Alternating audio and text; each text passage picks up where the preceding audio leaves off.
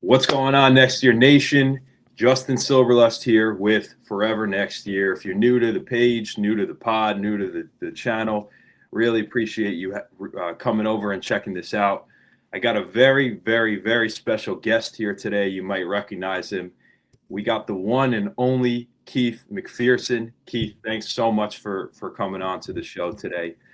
Really appreciate it.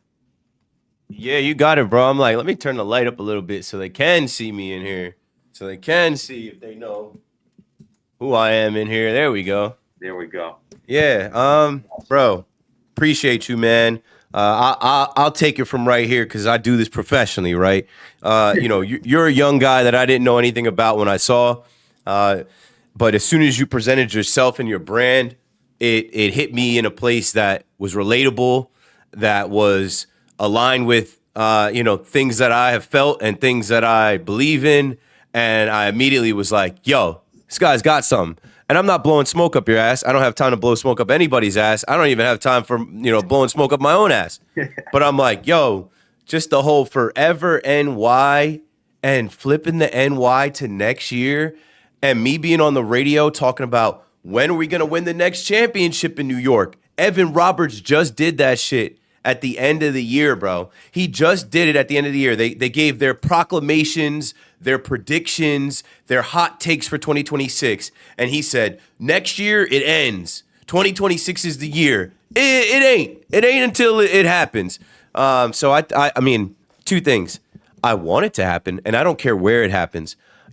I grew up in Jersey as a Nets fan, and when the Nets went to Brooklyn, I really started to grow hatred towards the Knicks. I don't hate the Knicks anymore like that because I see the Knicks fan loving their team and having a competitive team and how much it's changed the city and how the fans party out there on 7th Ave at Penn Plaza. And I'm like, man, if they win it, I'm here. I'm in it. I'm going to go see that with my own eyes, right? I hate on the Mets fans, but I don't hate the Mets. These are my Mets. I've been on the radio the last 4 years of the Mets. I know more about this version of the Mets than any other year or, 90s, early 2000s, 2010s, you know what I'm saying? So, like, I want to see New York win a championship. And what I've said on the radio is if New York wins a championship, I don't give a damn about a Golden State Warriors parade. I don't give a damn about a Nuggets parade. I don't give a damn about a Kansas City Chiefs parade. The parade that you will see in this city, for whatever team it is, they won't be able to see the street. It's been so long since we've had a parade. We have a parade now. That bitch is in 4K with drones. It's in everyone's iPhone 17. It's going to be insane. So we gotta get there. I agree, man. I can't, agree enough. I think especially the Knicks. I was thinking about this. What team you think out of all the 8 major teams would explode New York City the most? I think it would be the Knicks. I think you'd see all boroughs come together and celebrate. It would be crazy. I mean, I was out there when they won against Boston, that series when they beat the Celtics, and bro, it was absolutely nuts. I don't know if you saw the Of course I did. I was at Yankee Stadium when they were beating the Celtics. I think it was Dylan Cease versus Max Fried, and Cease was throwing a no-no. But since I was on the radio that night, I was watching on my phone, and I never saw Yankee Stadium all around people reacting to the Knicks going up 2-0 like that. It was crazy. And again, I am a Nets fan. I am from New Jersey, but I've been living and working in New York for the last 11 years pretty consistently. I always stay on the Jersey side because it's a little cheaper, and it also always gave me this feeling of going home and escaping the chaos. But, like, there is one basketball team that has probably 90% of the basketball fans in New York, and that's the Knicks. Brooklyn, it does not have that type of energy. I was there for Game 7 when KD's foot was on the line. I was there for that little run that they had. Nah, it's not even close. It's the Knicks. They were just saying on the radio, right, Fanatics Fest got announced, and they're saying who's going to have a longer line, Jalen Brunson or Aaron Judge. Now, I'll tell you this. I can't call it, because this is going to be Judge's first time at Fanatics Fest, and Judge is beloved. He's like a baseball god. He's going to have a ton of people lining up to get his autograph. Absolutely. But you know who had more emotion than anybody at the first Fanatics Fest, and I saw it with my own eyes, people running to line up for him? Jalen Brunson. That doesn't shock me, bro. I mean, what Brunson has done to this team and the energy that he brings to these fans. I mean, it's nothing like I've ever seen. And I hope this is the year. I mean, we won the Cup championship. That's my thing. I say that, ever since I started the brand, I got to see a championship in my life now. But I don't. I kind of agree with the decision not to hold the banner there. I don't really consider that a true championship. It's great momentum, but I know there was a lot of chatter about that. I mean, what do you think about the commotion around that? Yeah, I did some man on the street content where I went out into Midtown with a sign that said Knicks won't hang the banner, and everybody was like, "Good, good." James Dolan was just on the Carton Show on WFAN on Monday, and he himself said, "We're going to hang a banner. We're going to hang the NBA Finals banner." So I also, when I did that content out there and talked to Knicks fans, I leaned into the fact that, hey, the Bucks hung a banner, the Lakers hung a banner, the Knicks not hanging the banner, maybe they can be the first team to not flop and actually go and get it done and not be a first-round playoff exit. This Knicks team's not going to be a first-round playoff exit. They got bigger dreams, and that's why they kicked Tom Thibodeau to the curb. That's why they went and got Mike Brown, and that's why they got a deeper bench, and they've got a lot of dogs, a lot of dudes that are going to end up, helping them get to where they got to go. I feel like they're a deeper team. They're a battle-tested team, and everybody and their mother knows that it's not just, get to the Eastern Conference Finals. It's no, get to the finals and win this year, or it's a failure. I agree. If we don't win it this year, man, I don't know when it's going to happen. I mean, I know that historically, first-year head coaches, I think they're like 0-5 is the stat I saw, with finals or something. Or only five first-year head coaches have won a championship. Yeah, I was about to say we seen a few do it. We saw Nick Nurse do it with the Raptors. I think Kurt did it in his first year with the Warriors. Right. What was it? With the Cavs. There's been a few. You're right. Yeah. There's been a few. So why not? Well, listen, I know that you've had extensive experience in sports and kind of coming up, and I read a really cool article about your story and how you started with Pop Warner, and you were hungry, and you went to college for communications, but you weren't really sure what that was, and you were just hungry for new opportunities, and that led to your first major experience at the Fan Cave, if I'm not mistaken. Yes, sir. So can you speak a little bit about, I think, what I'm really trying to go with this brand and this idea of next year, forever next year. I want to create this mindset that even though we're losing, even though we're fans of losing teams, we keep showing up for our teams and we keep showing up for ourselves. And the kind of people that rally around the Jets and the Mets and the Knicks and the Giants, the Yankees, through these losing times, we all have this defining trait that just makes New York fans what they are. And I think that you've embodied a lot of what it means to have that mindset throughout your personal life and coming up to where you are now. So can you speak to a little bit about how that mindset, that forever next year mindset, has played a part in helping you get to where you are now? Yeah, hell yeah. I mean, forever next year is a life moniker. It's like a code to live by, right? Because even when I was a little kid, playing football, I always was looking to next year, because next year I'm going to be on Pee Wee. Next year I'm going to be on midget. Next year I'm going to be a freshman. Next year I'm going to be on varsity. Next year I'm going to go to college. And even through that, right, like you mentioned, you read about me, I was calling Pop Warner football games on Sundays as the varsity quarterback at Ocean Township. That's the first time I got on a mic. That's the first time I heard my voice loud. That was nerve-wracking. I think they paid me like $50. I didn't care. I love football. And someone just, saw that I had a voice and a knack for it and the knowledge for it, and it got me started. Someone said, you should go to school for communication. When I went to James Madison University on my football scholarship, I was undeclared. When I transferred out to Monmouth University to get serious about who I wanted to be in this world, I went communication. And when you fast forward to the MLB Fan Cave experience, that was my big break. I was working at Guitar Center. I was completely content and fine working at Guitar Center because for that year, right, I was so excited that 300 people applied to work at the Guitar Center opening up in my town, and I was, one of 30 people that got chosen. So that was my big thing for 2013. But next year in 2014, I'm part of the MLB Fan Cave. Wow. And it was a 1-year deal. It was Derek Jeter's last year. I represented the New York Yankee fans. I spent a summer in the city watching every single Major League Baseball game, 2,430 regular season baseball games.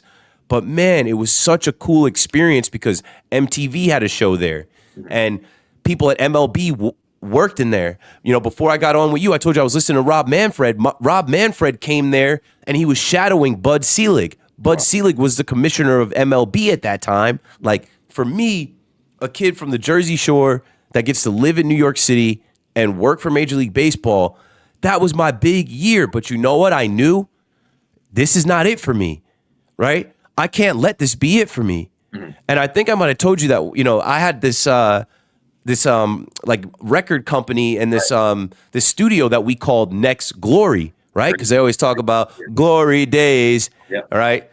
And people always talk about their glory days. Your glory days are forever. You're alive. You've got the opportunity to live. You're breathing. You can find your next glory. And that's why I align with your stuff too, bro, because if you're alive and that ball drops and it flips to 2026, man, forever next year is going to be my year to make it, my year to blow up. And so I went from the fan cave and I got my first corporate job in New York City. But every year that I'm getting older, every year that I'm learning more, every year that I'm stacking wins, I feel like is the year that I'm going to make it. And back then I hadn't made it. But I mean, like, look at me now. I had to build towards all of that. I'm talking 2014. This is now 2026. And you felt like, did you feel like after each step you made, it was almost like, and this is how I feel too, I'm brand new. I haven't done anything, but I almost see the same thing. Like, did you feel it was like little dominoes that were spilling over as, you know, you landed this job in Guitar Center. You're like, this is awesome. That was a little domino for you. Then getting to the fan cave, then getting on, I think you saw John Boy Media and then, or MTV and then John Boy and then Rock Nation. Like, I almost see these as little dominoes. And I always read about the domino effect. I mean, do you think that plays a big role in kind of how you were succeeding? Dominoes is a good metaphor. It's however you see it in your mind. I'm a God-fearing man, so I pray a lot. And, you know, I was baptized in Jacksonville, Florida at 8. And, you know, Granny put the Bible in my hand and had me praying in the church. And from that young age, I felt like I was destined. I felt like God had his hand on me. I felt like he was guiding me through life. So for me, it was like light at the end of the tunnel. And the end of the tunnel, you don't know how long that tunnel is. But for me, I always walk with God and walk with faith. So what it was like what I imagine, right? Dominoes for you. For me, it was just a pathway. It was bricks on the pathway. And every step that I'm taking, I could see a little further. There's light at the end of the tunnel where, like, there are going to be days where you don't have another step forward. There are going to be dark days. There are going to be days where you're striking out, losing, where you're broke, you're popped. People are not answering your calls, not answering your emails. You feel like you've got nothing. You feel like you're stagnant. You're not moving. But every year that I got that opportunity, whether it was, you know, MTV or you mentioned John Boy came after I had worked 2.5 years at MTV. I worked like a year at Fubo TV, and then I worked 3 months at Rock Nation doing social media marketing and learning the corporate world and doing the back end of social media when they thought social media was a fad and they just were hiring any young people to do it. Like, oh yeah, you guys go post for us, go have fun. Right. And what I knew was I was fighting against older people that didn't grow up with social media like I did. I'm like, they don't get it. They don't get that this is going to be the main driver of everything. And like, you've got to be attacking this in a certain kind of way. So when I quit my job at Rock Nation in 2018, I bought a Canon G7X PowerShot vlog camera, and I bought a new MacBook on credit. And, you know, took a Best Buy credit card, Apple credit card out. But I knew I was going to start building my personal brand. I unlocked all of my social media channels that used to be private with like a couple hundred followers because I work corporate. I didn't want my bosses to see me drinking on the weekend or going to a game, whatever. But I'm like, no, now I want everybody to see me. Right. And so going to the stadium, going to Yankee Stadium and documenting my experience, people started seeing me with the camera. They started seeing me with my phone. People started following me. And John Boy was coming up around 2017, 2018. We connected. And then 2019, I was really struggling and I was about to go back to the corporate world. I got an interview at Spartan Race and Creative Circle represented me. And when I got the interview, I aced the interview. They offered me the job that night. The next morning, the guy hit me up and he said that Creative Circle wanted $10,000 for booking me for finding the talent, and they weren't willing to pay them the $10,000, so they couldn't offer me the job. So when the rug got pulled from under me, I said, that's the universe telling me don't go back to the comfortable. That would have been a senior social media manager job where I would have been making like almost $80,000 a year. I was crushed, but then I was like, this is a sign from God. Stop trying to, be something that you don't want to be. And my wife said, stop confusing the universe. You want to be the man, or you want to sit at a computer typing and editing and doing stuff for somebody else? And so at that time, I said, fuck it. I'm done. I'm putting myself out here. You literally can find it on my Twitter. If you follow me on Twitter, I put the video out December 19th, 2019. So this past December, I went back and celebrated, and thank God, like, look at me now. And shout out to John Boy. He was moving to New York at that time. We had a relationship on Twitter. I sent him my resume. We had a quick Zoom call, and I started at John Boy not too long after. John Boy did his launch video January 17th of 2019. So like a month after I said, I'm out here, I'm going to create content, I'm going to work in sports. And his launch video was saying, hey, I'm now moving out of my mom's house to New York. We've got an office. We're going to create content. We're going to cover the Yankees. And the craziest thing, bro, I signed with John Boy as a intern making $15 an hour like March 15th. No, like March 1st, Wow. 2020. And then the pandemic hit March 12th, 2020. That's crazy, man.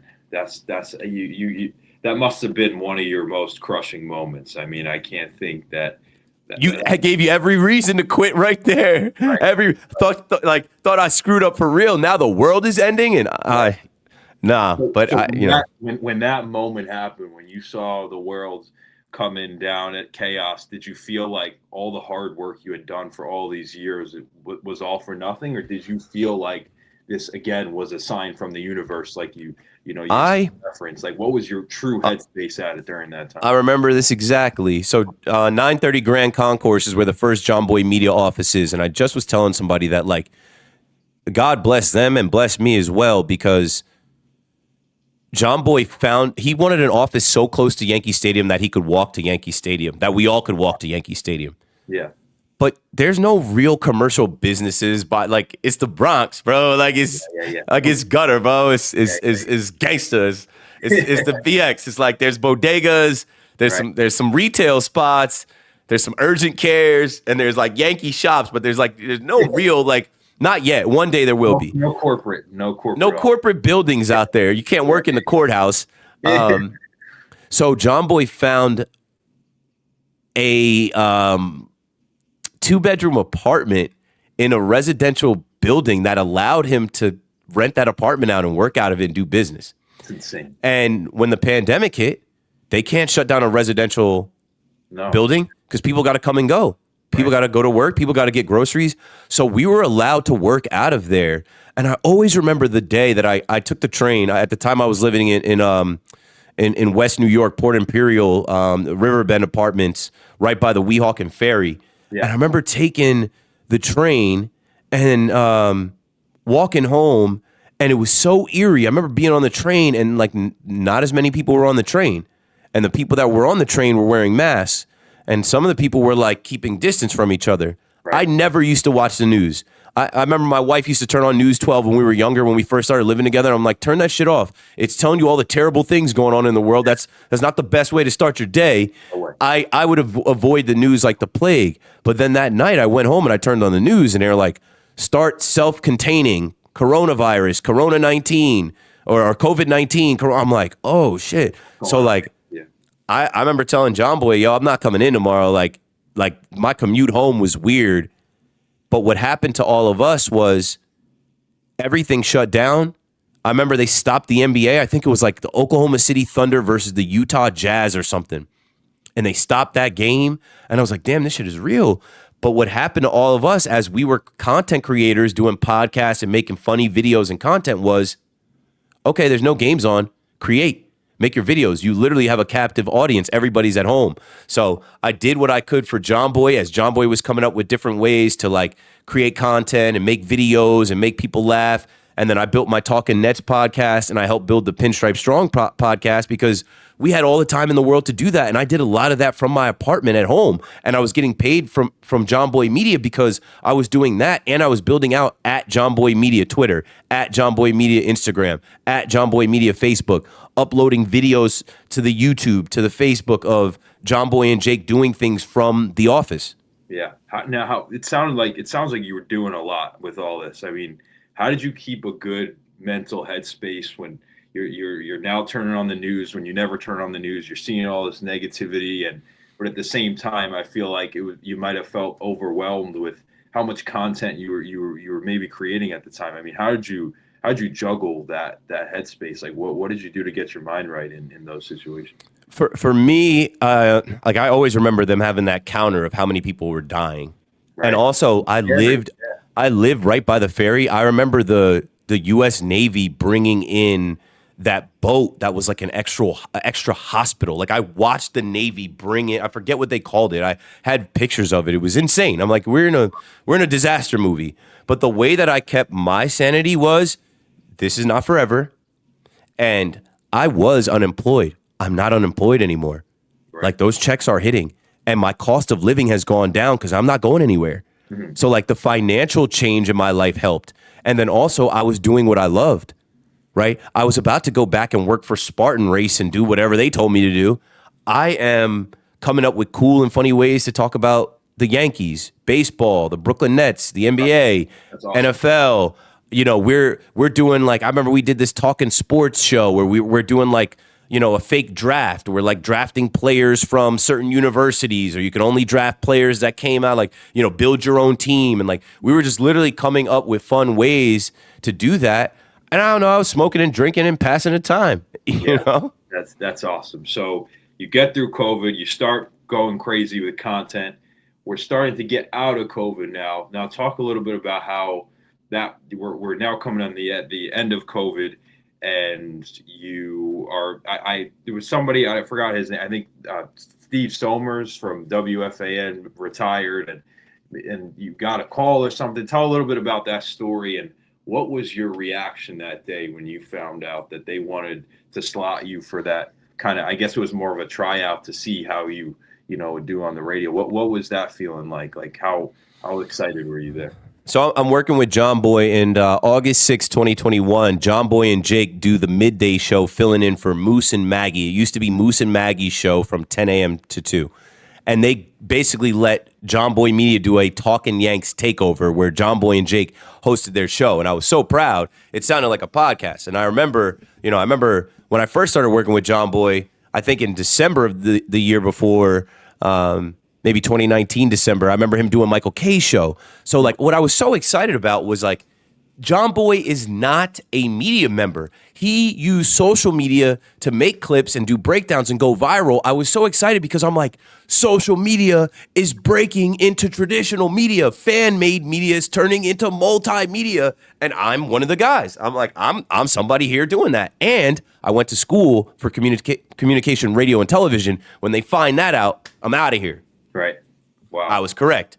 So after John Boy did his one and done, John Boy and Jake did his one and done fill-in, the program director at WFAN, Spike Eskin, sent me an email. He also sent an email to Joe's McFly and I think maybe one or two other people at John Boy asking if they wanted to try out. WFAN needed to get younger. WFAN needed to get more diverse. WFAN needed to bring in some new voices from the outside versus the voices that they had kind of in their farm system inside only. He gave me an opportunity. We went to lunch. Everything went well there. He gave me an opportunity to see the building. I come in the building. I meet Craig Carton. And then I get out of there because it's Yankees-Red Sox doubleheader, and I got tickets to both games. And I'm like, yo, I got to go. But then he hits me back. He says, your audition will be August 25th, 11 p.m. to 2 p.m. or 2 a.m. Yeah. I'm nervous AF, but I don't tell a soul. Next thing you know, that week, that was a Wednesday. I think Monday, Boomer and Gio are doing their show, and they leaked to the world like somebody named Keith McPherson is going to be auditioning. And they kind of laughed me off like, ha, ha, ha, who the hell is that? Nobody knows. Oh, some guy that lives in the Chase vestibule. Oh, we're letting anybody in here. Okay. I come in there green as ever. I come in there naive as ever. I come in there unaware. I don't even know how to do radio, but I knew what I had to do was qualify myself and tell my story. It is your job to tell your story. Nobody can tell your story for you. Nobody will promote you like you're going to promote you. And I could have been one and done. I thought it was more likely that I'd be one and done. So I went in there and I told the same story that I've told on this podcast and I've told over and over again. Like, I played sports. I did this. I built this. I did this. And now I'm here in front of you. And a bunch of calls came in.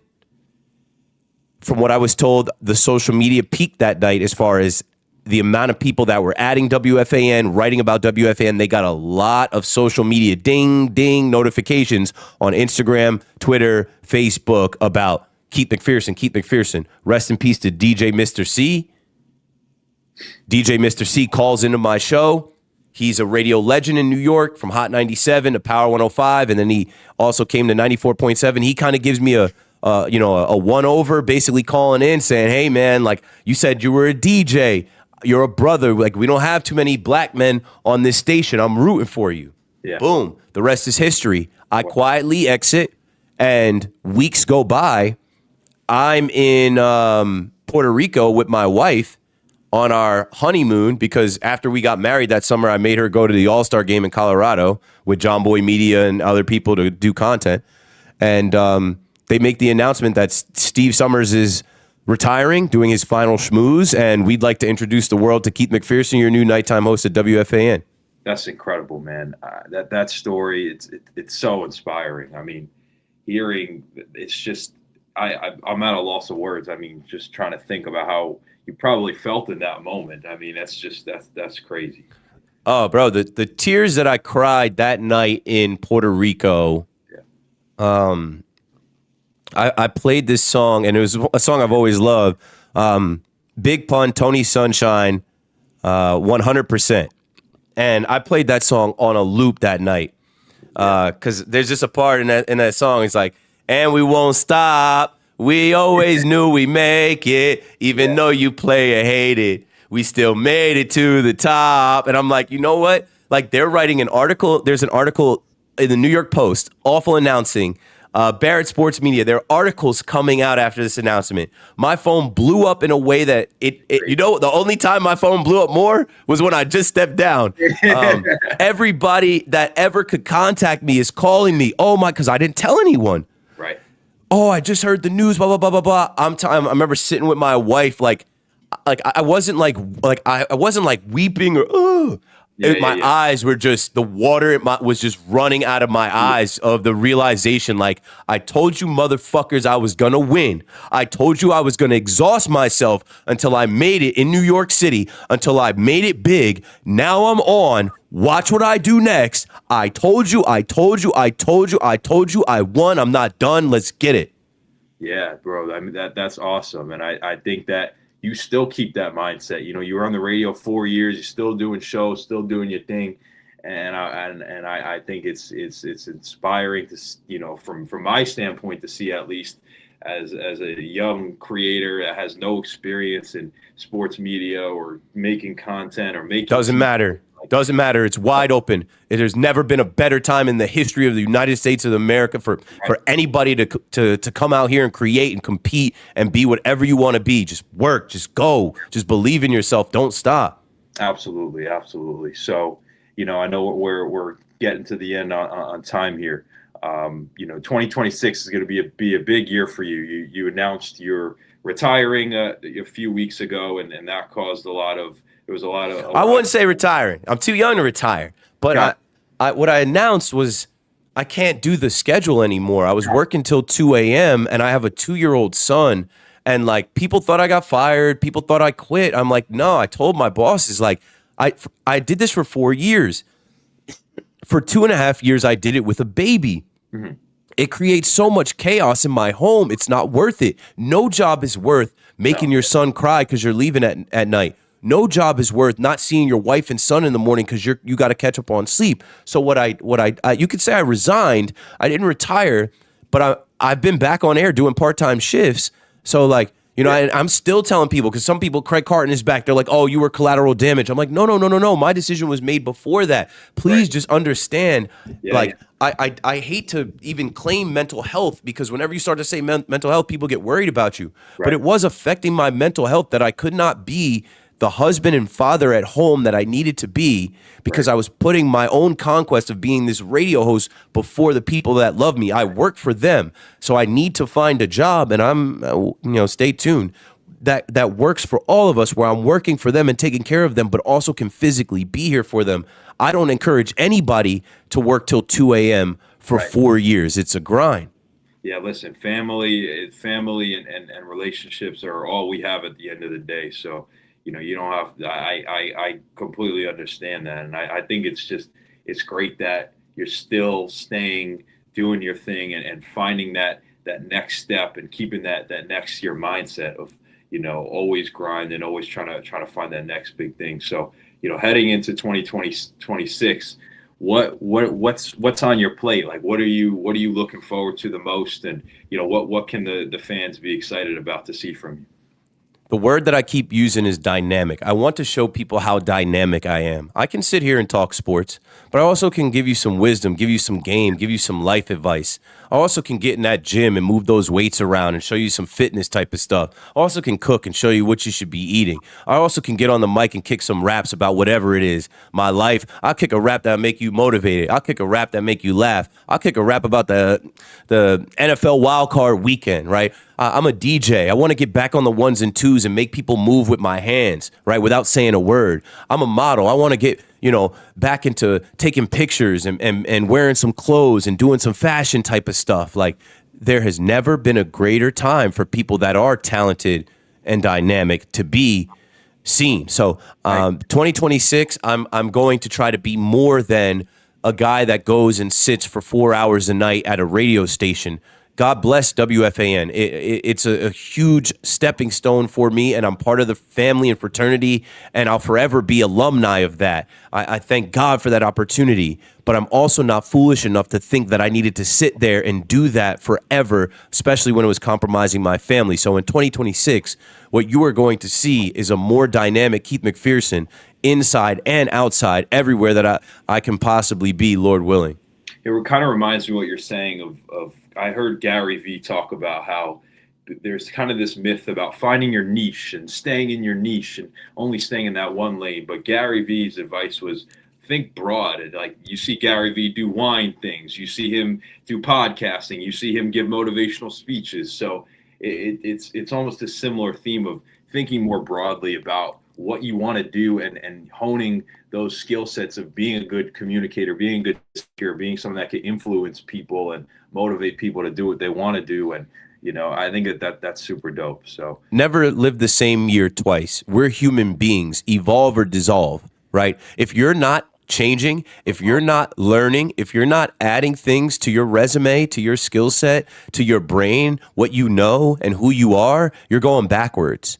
yeah. I'm not the same person I was in the MLB fan cave. I'm not the same person I was when I auditioned for WFAN. I'm much greater now. I know way more now. I can do way more now. I'm a changed man because I'm a father. I've seen a life come into this world. I've seen a baby be born and turn into a little man who's walking and talking and telling me what to do. It changes your perspective. So what I'll say to people is, like, with Forever next year as well, each year you should be growing and building and evolving and becoming a better version of yourself, and try, different things. If you want to go where you've never been, you got to do things you've never done. And like, don't just stay in your comfort zone. Stay in similar lanes, right? Like, I'm not saying that I'm going to start taking up plumbing as an occupation this year, but like, there are different avenues that you can travel that are just going to make you more of an asset to whoever you come across. You got to be ready to experiment and step out of the box a little bit to grow and see where that's actually going to take you. You're never going to get anywhere if you just say, I do this and this is who I am. You'll have regret that way. You'll get old every year and you'll look back and be like, man, I smoked that many years of my life thinking that playing it safe was the way to go. Look at the risk I just took. And there are people that think I'm crazy. There are people that think I'm nuts. I am. Watch what I do next. You have to keep going. You really got to keep going. That's the mantra I live by. My favorite artist, his name is Mike. Shout out to Mike. He's that's my guy. Mike Stud? Mike Stud. Yeah. That's I'm a diehard Steve. Bro. I've been to 5 of his concerts, like only Steve's. We tried to get him to come to the fan cave in 2014. They weren't jacking it, bro. I was so mad about that. I'm like, he's a former baseball player out of Duke. Marcus Stroman came to the cave. That was his rookie year. I'm like, you guys don't know who Mike Stud is? People still front on Mike. So I can't believe it. I can't believe how he's not so well known, because he is cult following. His cult following, exactly. And if it would be a dream to just talk with him like one day too, just because I'll get to him. I'll find him somehow. His idea with how he built the Steves and only Steves, like that's what I'm trying to curate with Next Year Nation and that whole mindset. So that's been an inspiring. How dope was that Aaron Rodgers shit? Bro, crazy with that fan. He called that. I was at that show, that Nashville show, bro. It was insane. Even better. That just gave me the chills that you were there, because I'm like, look at how I could show you everything. Like I have a video on Snap. This is gonna sound like crazy fanboy, but I went to one of his shows in Philly, and after the show was over, like all fans were, and this was when he was still Mike Stud. It was his last Mike Stud concert. And I went up to him and I like just have a Snapchat video. I was like, Mike, say something for the camera. And he's like, yo, like, what's good? So I have him. I have a video of Kilmer. Like I'm a fanboy of Mike. So, but bro. Yeah, bro. I kind of aged out a little bit because I'm older. But man, he had some bangers. He had some bangers. He's got a ton of bangers, but he had some bangers back in like 2013, 14. I thought he was out of here, bro. He started working with Drake's boy, and I thought he was the next Drake. Right. Well, there was a famous clip of him collabing with, or Drake met him at a restaurant or something. There's a video on YouTube, and Drake actually said what's good to him and said, I played my song for my girl the other day. He was talking about These Days, because that song went crazy platinum. But what's next? What's that? What's up? Exactly. That shit's too hard. That beat is incredible. Hell nice, sleep today, but the way he flowed that shit, master. It's awesome, man. Well, listen, I know. Getting up on time, I want to just say thank you very much for coming on. I want to give you the air. I know you've spoken a lot of wisdom to the fans and given your story. It's super inspiring. Do you have one last message that you want to leave with the Forever Next Year Nation, and maybe give some words of advice? Yeah, man, especially for the young guys. When you're young, it's hard to see into the future. Literally, it's hard to live in the thought that you're going to get to be 30, 40, 50.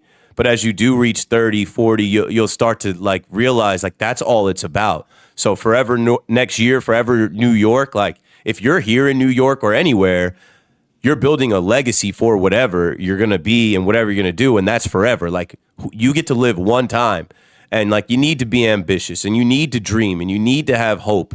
And like, sometimes that can come in the form of being a fan of a team. Because if you can root for a team that you have nothing to do with, you should be able to root for yourself and kind of be the master of your own destiny. So, man, I think this whole brand and your whole thing is just aligned with what I've always been on, man. Positive energy and optimism and hope for next year, and building a legacy forever. And next year could be the year that you blow up. 1 year could change your entire life. So keep at it. You never know.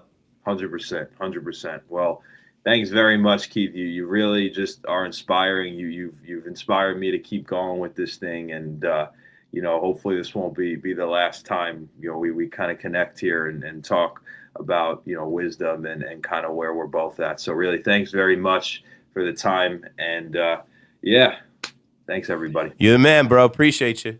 All right, bro. Peace.